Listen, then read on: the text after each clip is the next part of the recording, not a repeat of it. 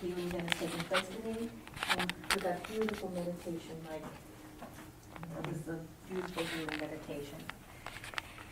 Now it is time for our speaker, and today we are blessed with the knowledge and the wisdom that our Reverend Rae Jessie will be sharing with us today.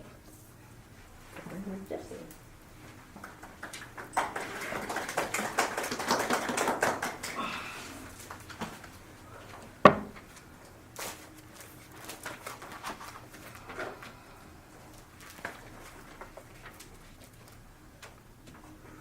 Namaste. Namaste.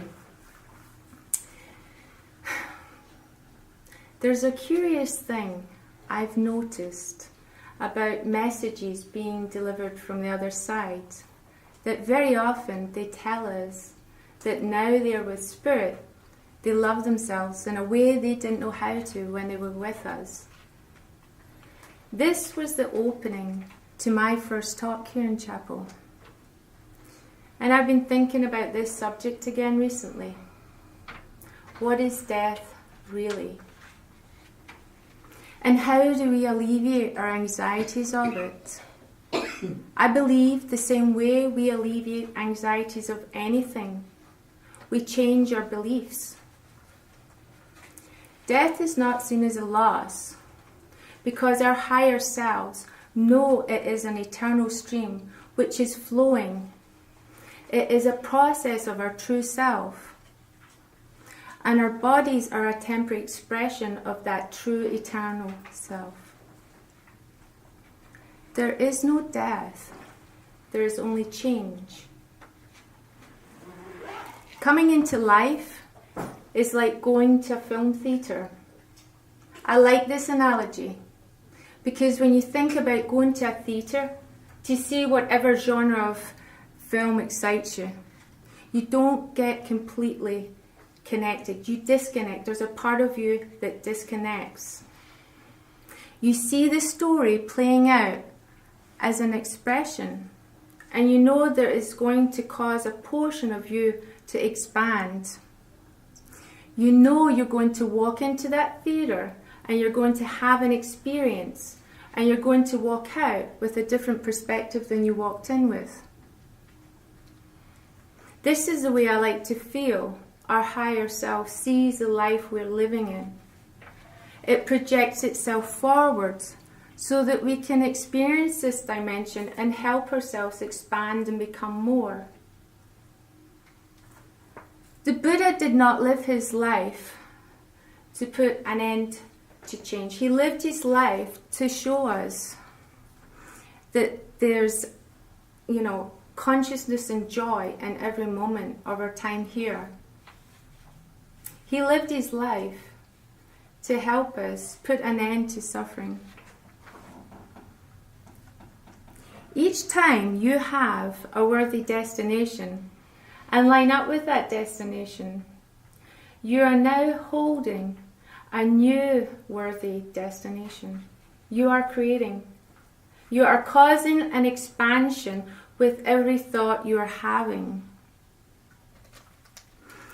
If all change is a continuous flow of our energy, from the fluidity of the physical to our consciousness, we are igniting flow.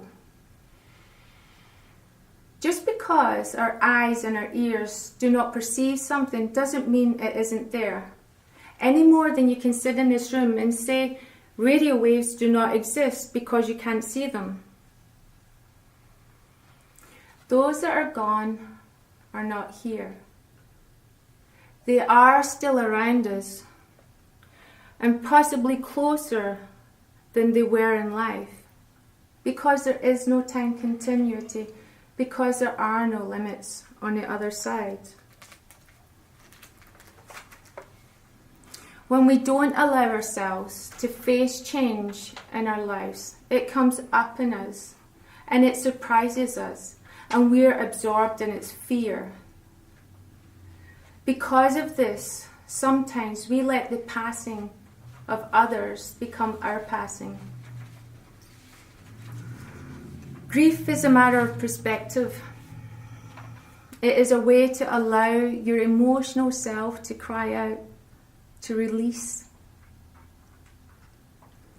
From the age of 11 through 17, I had experienced more change in my family than I care to remember. Each time I kissed the cold flesh of each of these loved ones, a piece of me went with them. It was a dark time for me, and I was reminded of these memories recently with another passing in the family, the passing of my brother Stephen. But what occurred to me this time is knowing that we do not end. We go beyond, we change. And it's natural to grieve the passing of a loved one. But I didn't understand what it is to fear the loss of someone, really, until I had a son. That I related to the idea of not having this being that I love to smell and feel and see and all those other good things that go along with this physical experience. There is nothing wrong with grieving.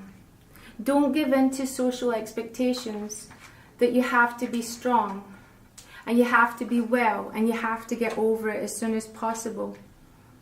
That was the environment I grew up in Glasgow, learning to suppress these feelings and more. By allowing yourself to move through the process of shock and sadness, and move through the sadness, move into sadness or anger. Eventually, you reach an acceptance about the loss of that loved one. The goal of feeling better from wherever you are is to be looking for a thought that which makes you feel better just to think it. What that means is looking for a thought that feels better from where you are. And when you're in sadness or in shock, potentially a feeling like anger or blame is an improvement vibrationally from where you stand. I'm not saying anger or blame are good thoughts. They're not. But it's important to allow yourself to move through these emotions and not block them and not tell yourself to be somewhere else or pretending all is well. If you deepen your spiritual practice, you will not see change as an end. You will see it as the transition that it is instead.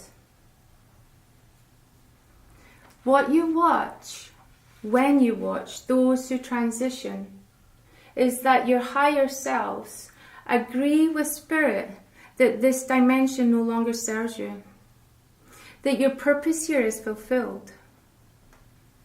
We are always flowing forward and assessing and changing. Keep gaining your own current views of what changes to you and how you view change. And if it feels right, switch that process. Your consciousness is not limited here. It is how you're going to understand and experience in 1 second how our life goes on after. How the body is just a temporary expression. And I really cannot express to you how liberating that was for me. When you aren't afraid to die, you aren't afraid to live. I mean, really live. To thrive. Change is just a transition. Someone we love so much has passed. And we're often under pressure to just get over it and move on and, But we will never forget. We will never completely get over our loss, and we don't have to. Because the depth of our grief is simply the extent of our love. We can feel an acute pressure to speak well of those on the other side. And we want, above all else, to express respect. But we can admit they are no different. They were, as we are, beautifully flawed and fascinatingly complicated. We may feel we didn't always love them the way we wish we had now. There are things we didn't do, things we wish we had said, things we wish we did differently. But we don't have to worry, because most of what we wanted to say made its way to them anyway, indirectly. And maybe they didn't say, everything either. It's just how we function as humans. We don't have to spell everything out, because we do so much of the work in our own minds. They understood that there was sufficient love. And proof of that, for instance, is in the mere fact that we're having this moment right now thinking about our loved ones. Also the fact that it may be at times frightening to die, but it's not frightening to be dead. Or so I've been told from the other side. There is something that is in us 2 seconds before we pass, that is gone 2 seconds after. And the smartest doctors in the world have never seen it. And the most sensitive instruments in the world have never measured it. The love and goodness that existed before this world was formed still exists. That's what eternal is. Spirit. Remember, everything is eternal, and it's only the illusion that fades away. The illusion is the life we are living until we make that transition. These words, taken from a poem, for me, sum up how I feel about change now and its transition. Death, change, is nothing at all. I have only slipped away to the other room. I am I, and you are you, and whatever we were to each other, that we still are.